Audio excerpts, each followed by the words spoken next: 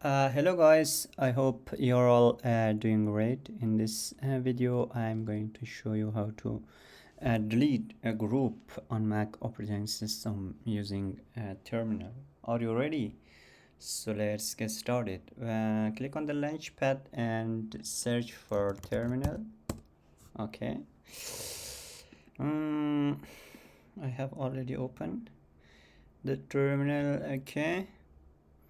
And then in the previous video, we learned how to create groups and how to list. So by using dscl dot minus list and group.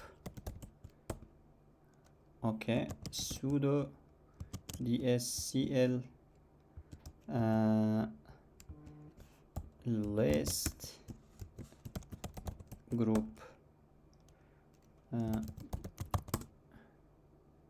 Why?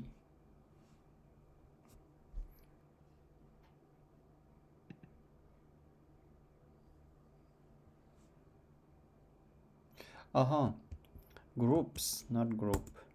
Okay, so I created this group in the previous video, test. Okay, and in this video I will show you how to delete by using sudo dscl dot dot delete and then groups and then the name of the group, which is test. Enter. So let's test if I deleted successfully or not. As you can see, the group test is not here.